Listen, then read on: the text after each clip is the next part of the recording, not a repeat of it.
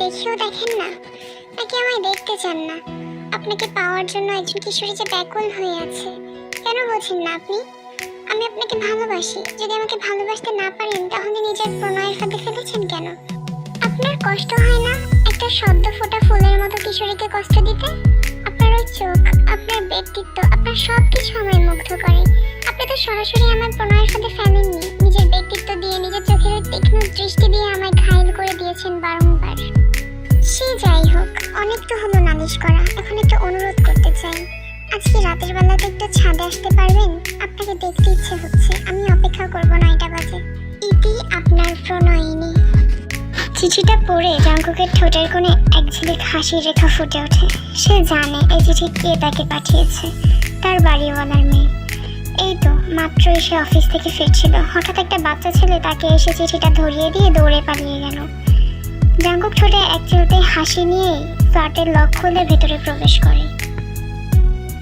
সন্ধ্যার স্নিগ্ধ বাতাস ছুঁয়ে যাচ্ছে বারবার এক অষ্টাদশীর শরীরে। সে ফোনের দিকে বারবার তাকাচ্ছে, কখন যে 9টা বাজবে। সবে তো 7টা বাজছে। এতটুকু অপেক্ষাও যে তার কাছে দীর্ঘ লাগছে। তার প্রাইভেট টিউটর আসবে, তাই এখন বাসা থেকে বের হতে পারবে না। সে মন খারাপ করে বেলকনি থেকে রুমে এসে পড়ার টেবিলে বসে। হঠাৎ সে বাড়ির কলিং বেল বাজার শব্দ পায়। ওই তো চলে এসেছে তার টিউটর। তে গিয়ে দরজাটা খুলে দে তো মা, মা একটু কাজ করছি। তে মায়ের কণ্ঠ শুনে পড়ার টেবিল থেকে উঠে দরজা খুলতে যায়। তের পুরো নাম হচ্ছে কিম তেহিয়ং। কিম নামজুন আর কিম সিওক জিনের একমাত্র মেয়ে। তের বাবা কিম নামজুনের সিউলে নিজস্ব 4-5টা বাড়ি আছে, যা সে ভাড়া দিয়েছে। এখন যেটাতে থাকে সেটাও তার নিজের বানানো বাড়ি। এখানেও ভাড়াটিয়ারা আছে, আর তাদের মধ্যে একজন ভাড়াটিয়া হলো জিয়ন জাঙ্কুক। বয়স হবে ওই 28 বছর। সে চাকরি সূত্রে সিওলে থাকে। তার বাবা মা নেই, খুব ছোটবেলায় মারা গেছে তারা। সে এখানে ব্যাচেলর থাকে, পুরো একটা ফ্ল্যাট নিয়ে। তার একার জন্য এটা যথেষ্ট। তার একজন কাকা আছে যে বুসানে থাকে, যার কাছে সে বড় হয়েছে। তবে এখন তেমন যোগাযোগ নেই জাঙ্কুকের তার সাথে। জাঙ্কুক এটা জানে তার বাড়িওয়ালার মেয়ে তাকে পছন্দ করে। সে এখানে এসেছে প্রায় মাস 4 হলো। তাদের প্রেম এই চিঠিতেই আপাতত। জাঙ্কুক জানে না এটা প্রেম কিনা। সে তো তের সঙ্গে কখনো ভালো করে কথাই বলেনি। তাদের যা কথা হয় তার চোখ দিয়ে আর চিঠি দিয়ে, তাও শুধু তেই চিঠি দেয়। জাঙ্কুক চিঠির উত্তর কখনোই দেয় না। তে ছাদে পায়চারি করছে আর বারবার সময় দেখছে। রাতের এই শীতল বাতাস তার গোছানো চুলগুলোকে এলোমেলো করছে বারবার। হঠাৎ হাঁটার শব্দ কানে আসতেই তে হাঁটা থামিয়ে পেছনে তাকায়। মুহূর্তেই তার ঠোঁটে হাসি ফুটে ওঠে। তার কাঙ্ক্ষিত মানুষ চলে এসেছে। জাঙ্কুকের দৃষ্টির সাথে তার দৃষ্টির আলিঙ্গন হয়।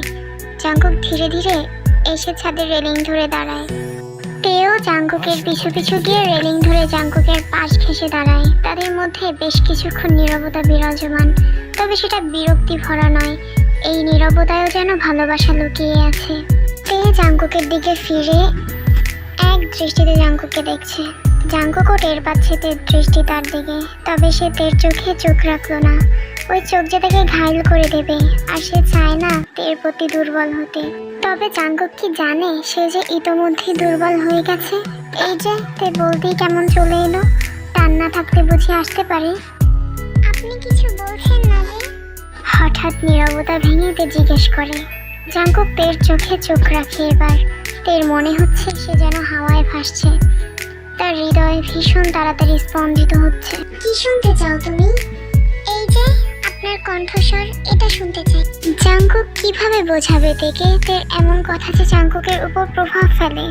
সে চোখ সরিয়ে নিল তের থেকে। তোমার মনোযোগ দিয়ে পড়াশোনা করার বয়স এটা। নিজের থেকে 10 বছরের বড় কাউকে পছন্দ করার বয়স নয়। পছন্দ না, আমি আপনাকে ভালোবাসি। আমি এতটাও ছোট নই এখন। আমি পার্থক্যটুকু বুঝি। তুমি কি আদৌ জানো ভালোবাসার মানে কি? ভালোবাসার আসল মানে তো জানি না, তবে জানি আপনার সব কিছু আমায় মুগ্ধ করে। আপনার কণ্ঠস্বর, আপনার ব্যক্তিত্ব, আপনার সব কিছু। আমার কাছে এটাই ভালোবাসা, বুঝেছেন? আর কদিন পর হয়তো এই ধারণা তোমার বদলে যাবে। তুমি তো কিশোরী একটা মেয়ে, এই বয়সে এমন হওয়াটা স্বাভাবিক। তাই জানি আমি তুমি আমায় ভুলে যাবে কদিন পরে। মনোযোগ দিয়ে পড়াশোনা করো, অনেক বড় হও। এসব মাথায় এলো না এখন। সদ্য যৌবনে পা দেওয়া কিশোরের আকাঙ্ক্ষা আপনি আর কি বুঝবেন? আপনি যে বিষয়টা বোঝাচ্ছেন সেটা আমি পার করে ফেলেছি। এখন আমি যথেষ্ট বড় হয়েছি, অ্যাডাল্ট আমি। জাংকুক আবারও তের দিকে তাকায়। তুমি আসলে কি চাও? আপনাকে, আপনার সান্নিধ্য, সারা জীবনের জন্য আপনাকে চাই, আপনার হতে চাই। না, এটা বলা উচিত না। বলে জাংকুক ছাদ থেকে নিচে যাওয়ার উদ্দেশ্যে পা বাড়ায়। অনুরূপ কথার দেশে আমি থাকছি মিলে মিশে, কেন বইছে হাওয়া দক্ষিণ দিকে খুব। সে কি দেখতে পেয়েও পায় না, নাকি দেখতে আমায় চায় না, তবু সুযোগ রাতে তারি ঘরে ডুব। বোঝে না সে, বোঝে না, বোঝে না সে, বোঝে না। ছাদ থেকে গানের সুর ভেসে আসতে জাংকুক সিঁড়িতে দাঁড়িয়ে পড়ে। সে সবেই একটা সিঁড়িতে পা রেখেছিল। যদি তুমি ভালোবাসো, ভালো করে ভেবে এসো, কোনোখানে খেলে ধরা রবে না। আমি ছুঁয়ে দিলে পরে ওখানেই যাবে, ছড়ে গলে যাবে যে বরফ গলে না। তে মুচকি হাসে জাংকুকের কণ্ঠ শুনে। জাংকুক আর না দাঁড়িয়ে চলে যায়। আজ সাপ্তাহিক ছুটির দিন। জাংকুকেরও অফিস নেই আজ, তাই সে আজ বেশ দেরি করেই ঘুম থেকে উঠেছে। তাই নাস্তা বানিয়ে খেতে খেতে দেরি হয়ে গেছে তার। এখন দুপুর হয়ে গেছে। সে সোফায় বসে বসে ফোনে স্ক্রল করছিল। এতদিনেও তের কাছে জাংকুকের নাম্বার নেই, আর জাংকুকের কাছেও তের নাম্বার নেই। তার অবশ্য কারণ আছে, জাংকুকই তো দেয়নি তেকে তার নাম্বার। তে তো জানতে চেয়েছিল। হঠাৎ কলিং বেলের আওয়াজে জাংকুক একটু চমকে যায়। সে 3 তলায় থাকে। এই 3 তলায় 6টা ফ্ল্যাট। জাংকুকেরও এজন্যই জায়গাটা বেশ পছন্দ হয়েছিল থাকার জন্য। নীরব থাকে সব সময়। এখানে কারো আসার কথা না সচরাচর, তার তো এখানে কেউ নেই। সে দরজা খুলে দেখে তে হাতে অনেকগুলো বক্স নিয়ে দাঁড়িয়ে আছে। পরনে কালো শাড়ি, খোপায় বেলি ফুলের গাছরা কাঁথা। জাংকুক যেন কিছুক্ষণের জন্য ঘুরে চলে গেল তেকে এভাবে দেখে। ভেতরেও কি আসতে দেবেন না? জাংকুকের ঘোর কাটে তের ডাকে। সে একটু পাশে সরে দাঁড়ায়, আর তেও জায়গা পেয়ে ভিতরে ঢুকে যায়। জাংকুকের ফ্ল্যাটটা বেশ গোছানোই, খুব একটা এলোমেলো নয়। তে বেশ অবাক হয়, ছেলে মানুষের ঘর এত গোছানো সচরাচর দেখা যায় না। সে তার হাতের বক্সগুলো নিয়ে সোজা কিচেনে চলে যায় আর সেখানে রাখে। জাংকুকও তের পিছু পিছু এসেছে। তে যেভাবে কিচেনে গেল মনে হচ্ছিল জাংকুকের কতকাল তারা একসাথে থাকছে। এগুলো কি? মা পাঠিয়েছে আপনার জন্য খাবার। এগুলো দরকার ছিল না, আজ আমার জন্মদিন তাই মা। বুঝেছি। তের মনটা খারাপ হয়ে গেল হঠাৎ। আজ তার জন্মদিন জেনেও জাংকুক তাকে উইশ করলো না। সে মাথা নিচু করে দরজার দিকে হাঁটা দেয়। হঠাৎ জাংকুক তের হাত ধরে একটা টান দিয়ে তার একদম কাছে নিয়ে আসে তেকে। আচমকা এমন হওয়াতে তে একটু নড়বড়ে হয়ে জাংকুকের বুকের উপর থেকে টি শার্ট খামচে ধরে। তেকে আরেক দফা অবাক করে দিয়ে জাংকুক তের কোমর এক হাতে জড়িয়ে ধরে তেকে নিজের বুকের সাথে জড়িয়ে ধরে। অন্য হাত দিয়ে তের মুখে পড়া কয়েক গোছা চুলকে কানের পিছনে গুজে দেয়। জাংকুকের এমন হঠাৎ যত্নে তের অবাক লাগছে, সাথে ভীষণ ভালোও লাগছে। শুভ জন্মদিন প্রণয়িনী বলে জাংকুক তের কপালে আলতো করে চুমু দেয়। তের এবার মনে হচ্ছে সে স্বপ্ন দেখছে বোধহয়। অজান্তেই চোখ থেকে কয়েক ফোঁটা পানি গড়িয়ে পড়ে তার। দুঃখে নয়, বরং অনেক বেশি সুখে। পরক্ষণেই জাংকুক তাকে ছেড়ে একটু দূরে দাঁড়ায়। আমার জীবনের সেরা জন্মদিন এটাই। তে চিৎকার দিয়ে এক ছুটে বেরিয়ে যায় জাংকুকের ফ্ল্যাট থেকে। জাংকুক তের যাওয়ার দিকে তাকিয়ে মলিন হাসে। তেকে শাড়ি পরে দেখে কিছুক্ষণের জন্য বেসামাল হয়ে পড়েছিল সে। সে জানতো এই কাজ করার পর তার এক্সপেকটেশন বেড়ে যেতে পারে, তবুও নিজেকে সংযত করতে পারেনি সে। মাঝে মাস 2-1 আরও কেটে গেছে। জাংকুক আর তের প্রণয় এখনো চিঠিতে আদান প্রদান হয়। এখন মাঝে মাঝে জাংকুকও চিঠি দেয় তেকে। তে বেশিরভাগ সময় চিঠি জাংকুকের দরজার কাছে রেখে আসে, আর জাংকুক কাউকে দিয়ে মাঝে মাঝে পাঠায়। তাতে অবশ্য তের কোনো সমস্যা নেই, বরং তার ভালোই লাগে। জাংকুক অফিসের জন্য বেশ কদিন ধরে ব্যস্ত ছিল, তাই দিন 15 হয় তাদের দেখা হয় না। তেও কলেজ পড়াশোনা নিয়ে ব্যস্ত রয়েছে। তবুও সে যে একবার জাংকুককে দেখার জন্য ব্যাকুল হয়ে আছে। এবার যেন আর সহ্য হচ্ছে না তার। কয়দিন হয়ে গেল তার হৃদয় প্রণয়ার মুখটা দেখিনি। তে নিজের রুমে বসে কিছু নোট বানাচ্ছে আর জাঙ্কুকের বিষয়েই ভাবছে। সে ভাবলো জাঙ্কুকের ফ্ল্যাটে যাবে, তবে এটাও ভাবলো মাকে কি বলে যাবে। হঠাৎ তার মায়ের ডাক শুনে সে লেখা রেখে তার মা বাবার রুমে গেল। মা ডাকছিলে? হ্যাঁ, আমার ইমার্জেন্সি তোর খালামণির বাসায় যেতে হবে এখনই। এই রাতের বেলা যাবে? বাসায় তো তাহলে রাতে ফিরতে পারবে না। বাবাও তো ব্যবসার কাজে কদিন ধরে বুসানে আছে, একা যাবে কি করে? এত ভাবতে হবে না তোর ড্রাইভার আঙ্কেলকে সাথে নিয়ে যাব, কিন্তু তুই একা থাকতে পারবি না? না পারার কি আছে, আগেও তো 2-1 বার থেকেছি। তাহলেই হয়েছে। জানলা তো বন্ধই আছে, আমি বের হলে দরজা ভেতর থেকে লক করে রাখবি। অচেনা বা চেনা কেউ আসলেই দরজা খোলার দরকার নেই। ওহ মা, বুঝেছি, আমি ছোট থেকেই তো বলো, মনে আছে আমার। আচ্ছা আচ্ছা, ভালো মেয়ে হয়ে থাকিস, মা যাচ্ছি। মিসেস জিন রেডিই ছিল। তে মনে মনে হাসলো আর সৃষ্টিকর্তাকে ধন্যবাদ দিল। তারপর মাকে বিদায় দিয়ে দরজা বন্ধ করে নিজের রুমে এসে বসে। আল্লাহ যা করেন ভালোর জন্যই করেন। দেখুন, আপনাকে দেখতে যাওয়ার অজুহাত খুঁজছিলাম, অথচ সুযোগ এসে নিচে থেকে আমায় ধরা দিল। তে মৃদু হেসে মাথায় বড় করে ওড়না টেনে দরজা লক করে 3 তলার উদ্দেশ্যে পা বাড়ালো। তারা দোতলায় থাকে, পুরো দোতলায় শুধু তারা মানে বাড়িওয়ালারা একা থাকে। তে গিয়ে জাঙ্কুকের ফ্ল্যাটে কলিং বেল বাজায়। বেশ কিছুক্ষণ বাজালেও দরজা খুলছে না জাঙ্কুক। তে ভাবলো জাঙ্কুক হয়তো ঘুমিয়ে গেছে তাড়াতাড়ি আজ। তারপর নিজের ফোনের দিকে তাকালো। 9:30টায় কে ঘুমায় না। তের ভাবনার মাঝে দরজাটা খুলে দেয় জাঙ্কুক। তে জাঙ্কুককে দেখে একটু অবাক হয়, সাথে ভয়ও পেয়ে যায়। জাঙ্কুকের চুলগুলো এলোমেলো, চোখটা আজ খোলা, অসুস্থ মনে হচ্ছে। তে কিছু না বলে ভিতরে ঢুকে আর দরজা লাগিয়ে জাঙ্কুকের কপালে হাত রাখে। জ্বরে পড়ে যাচ্ছে। আচমকা জাঙ্কুক তের উপরে পড়ে যায়। তে নিজেকে কোনো রকম সামলে জাঙ্কুককে সোফায় হেলান দিয়ে বসায়। তারপর রুমে ফার্স্ট এড কিট বক্স খুঁজতে থাকে। বোঝা যাচ্ছে জাঙ্কুক কত কষ্ট করে দরজাটা খুলেছে, তাই এত সময় লেগেছে। তে ফার্স্ট এড বক্স খুঁজে পেল না। সে গিয়ে জাঙ্কুকের পাশে বসে। তার এবার একটু চিন্তা হচ্ছে, সাথে ভয়ও হচ্ছে। এত জ্বর জাঙ্কুকের, যদিও মাপে নেই, কিন্তু উত্তাপে তার মনে হলো বেশি। সে জাঙ্কুককে আলতো করে জড়িয়ে ধরে। সে ভাবেনি তাদের প্রথম আলিঙ্গন এভাবে হবে। জাঙ্কুক ভীষণ দুর্বল অনুভব করছে, তার হুঁশও নেই পুরোপুরি। সে নিজের শরীরের সমস্ত ভার তের উপর ছেড়ে দিয়েছে। তে আলতো করে জাঙ্কুকের চুলে হাত বুলিয়ে দিচ্ছে। আপনি এত অসুস্থ, একবার আমাদের বাসায় আসতে পারতেন। মা মাঝে মাঝে আপনার কথা বলে, একা থাকেন, বিপদ তো হতেই পারে, আপনিও না নিজের খেয়ালই রাখেন না। জাঙ্কুকের কানে যাচ্ছে তের কথাগুলো, ধীরে ধীরে বোধহয় মস্তিষ্কেও পৌঁছাচ্ছে। তে চিন্তা থেকেই বকছে জাঙ্কুককে। ফার্স্ট এড বক্সটা কোথায়? থার্মোমিটারটা লাগবে তো। তে নরম কণ্ঠে জিজ্ঞেস করছে জাঙ্কুককে। জাঙ্কুকের থেকে কোনো উত্তর এলো না। সে আবারও নরম গলায় জিজ্ঞেস করে, বলুন না। রুমে, আমার রুমে। জাঙ্কুকের কাপা আর দুর্বল কণ্ঠ শুনে তের এবার কান্নাই পাচ্ছে। সে জাঙ্কুকে সোফায় ভালো করে শুইয়ে দেয়। তারপর দৌড়ে জাঙ্কুকের বেডরুমে চলে যায়। কিছুক্ষণ খুঁজতেই বক্সটা পেয়ে যায়। সেখান থেকে থার্মোমিটারটা নিয়ে আর একটা কাপড় ভিজিয়ে আবার জাঙ্কুকের কাছে এসে মেঝেতে বসে, জাঙ্কুকের একদম মাথার কাছে। তারপর থার্মোমিটারটা জাঙ্কুকের মুখে দিয়ে কপালে জলপট্টি দিয়ে দেয়। তের চোখ থেকে না চাইতো এবার পানি পড়ছে। থার্মোমিটারটা জাঙ্কুকের মুখ থেকে নিয়ে চেক করে দেখে 104 ডিগ্রি জ্বর জাঙ্কুকের শরীরে। সে নিজেকে কোনো রকম সামলে উঠে কিচেনে চলে যায়।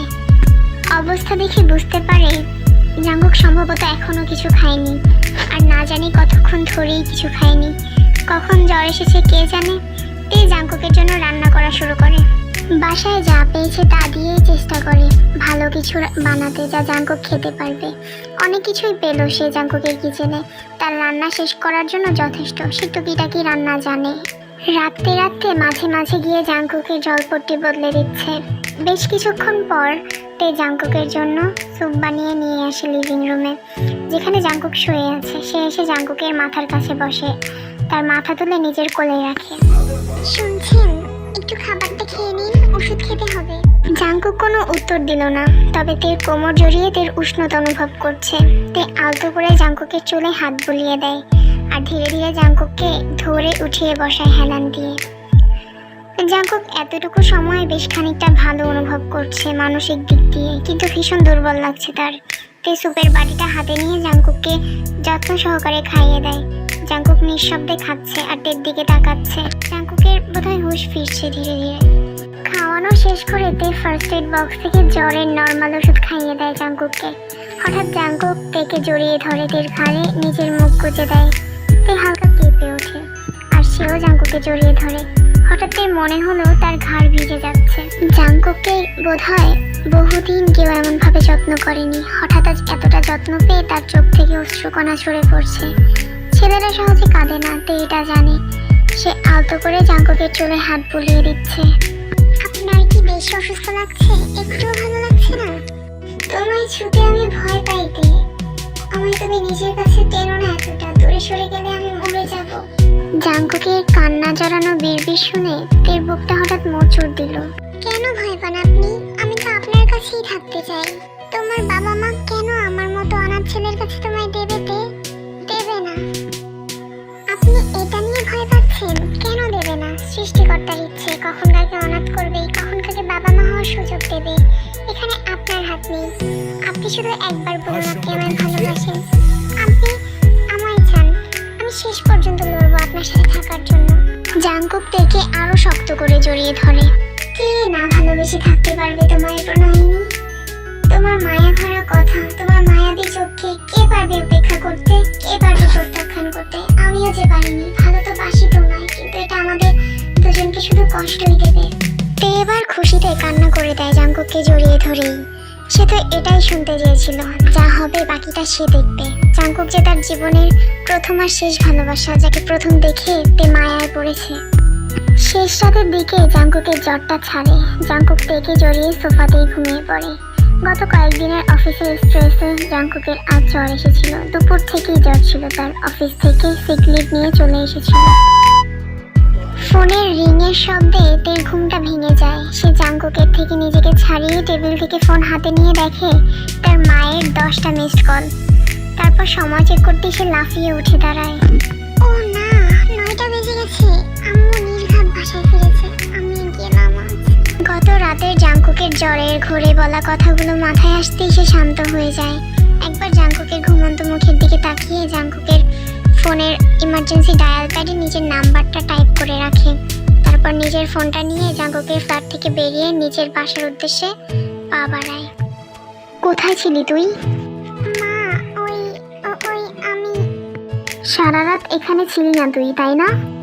আমি ডুপ্লিকেট চাবি দিয়ে দরজা খুলে এসেছি ভিতরে। ওই জাংকুক আছে না 3তলায়, উনি অসুস্থ, ওখানে ছিলাম আমি। মিসেস জিন ঠাস করে তের গালে একটা থাপ্পড় লাগিয়ে দেয়।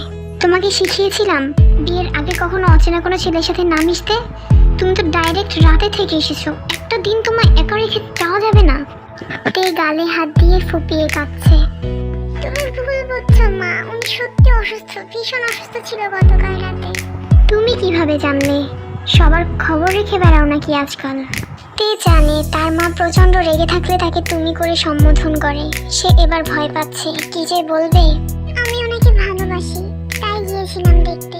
মিসেস জিন আরো একটা থাপ্পড় দিয়ে বসে মেয়ের গালে। তে মায়ের আর কোনো কথার অপেক্ষা না করে সোজা নিজের রুমের দিকে দৌড় দেয় আর জোরে দরজা লাগিয়ে দেয়। মিসেস জিন তাড়াতাড়ি তার স্বামী নামজনকে কল করেন। তার প্রচন্ড রকম মাথা গরম হয়ে গেছে। বিষয়টা আপাতত সে ঠান্ডা মাথায় নিতে পারছে না। মেয়ের তাড়াতাড়ি বিয়ের ব্যবস্থা করো। ফোনের অপর পাশ থেকে নামজুন সাহেব নিজের মিসেসের রাগান্বিত কণ্ঠ শুনে কিছুক্ষণ চুপ করে রইলেন। কি হয়েছে খুলে বলো, আর শান্ত হও। মিসেস জিন সব কথা খুলে বলে। সব কথা শুনে নামজুন ফোনের অপর পাশ থেকে বলেন, ভালোবাসা তো খারাপ বা দোষের কিছু না জান, শান্ত হও। আমরাও তো ভালোবেসে বিয়ে করেছি, তাই না? তুমি কি বোঝাতে চাইছো আমি ভুল? এখনকার ভালোবাসা আমাদের সময়ের মতো না নামজুন। ছেলেটা যদি ভালো না হয় তো কয়দিন হয়েছে আমরা চিনি ওকে। ভালোবাসা কি আর এত ভেবে হয়? আচ্ছা তুমি তাহলে জাংকুক সাহেবের সাথে কথা বলো, ভালো মন্দ যাচাই করো, তাহলেই হয়। অযথা মেয়েটাকে কষ্ট দিও না। ও বড় হচ্ছে, একদিন তো ওকে বিয়ে দিতেই হবে। মিসেস জিন খানিকটা শান্ত হলেন স্বামীর কথায়। তিনি মেয়ের চিন্তায় একটু হাইপার হয়ে গিয়েছিলেন। মা বের হয়ে আয়, মা আর বকা দেব না।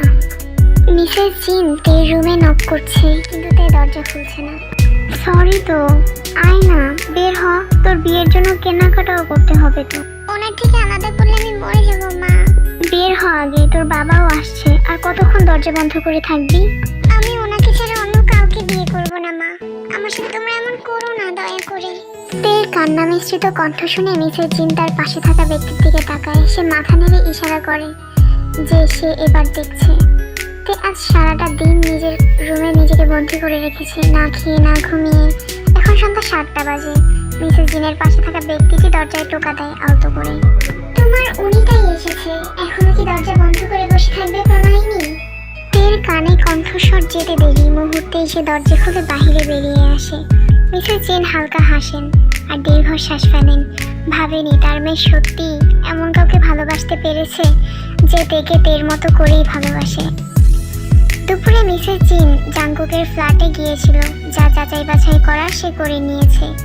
সে ভাবলো অ্যারেঞ্জ ম্যারেজ ভেবেই না হয় বিয়েটা করাবে। জাংকুকের সাথে সে অনেক কথা বলেছে, জাংকুকের ব্যাপারে সবকিছু জেনেছে। তবে মিসেস জিনের মায়া লাগছে এবার জাংকুকের ওপর। ছেলেটার বাবা মা নেই ছোটবেলা থেকেই, কত কষ্টে না জানি বড় হয়েছে। যার বাবা মা নেই তার তো জগতই অন্ধকার। তাই সে জাংকুককে আর কষ্ট দিয়ে নিজের পাপ বাড়াতে চাইলো না। জাংকুকের আচরণ ব্যক্তিত্ব মিসেস জিনের ভালো লাগলো। বুঝলো তার মেয়ের পছন্দ আলা ভোলা নয়। সব দিক চিন্তা করে সেখানে বসেই মিস্টার নামজুনকে ভিডিও কল দিলেন জিন, আর বিয়ের পাকা কথা করে ফেলেন। তের বাবার অডেল সম্পত্তি আছে সৃষ্টিকর্তার দয়ায়, তাই জাংকুক তাদের থেকে কম বড়লোক বলে তাদের কিছু আসলো গেল না। বাসর ঘরে জাংকুককে আষ্ঠে পৃষ্ঠে জড়িয়ে ধরে দাঁড়িয়ে আছে তে। জাংকুক আজ বিনা সংকোচে তেকে জড়িয়ে ধরেছে আর তের পিঠে আলতো করে হাত বুলিয়ে দিচ্ছে। আপনাকে বলেছিলাম না আমি দেখে নেব, নিয়েছি। আপনি এখন পুরোটাই আমার, সারা জীবনের জন্য আমার হৃদয় প্রণয়া। জাংকুক মুচকি হাসে, এক তৃপ্তির হাসি। আমার কাছে সবটাই স্বপ্ন মনে হচ্ছে এখনো। কিছুক্ষণ কথা বলেই গোটা একটা বিয়ের ব্যবস্থা করে ফেলেছেন তোমার বাবা মা। আপনার মতো ছেলেকে হারাতে চাইনি, তাই বোধ হয়। আপনার ব্যক্তিত্ব কঠিন বরফকেও নিমেষেই গলিয়ে দিতে পারে, জানেন আপনি? জাংকুকের কপালে আলতো করে চুমু এঁকে দেয়। গতকাল পর্যন্ত ভেবেছিলাম তুমি আমার নও প্রণয়িনী।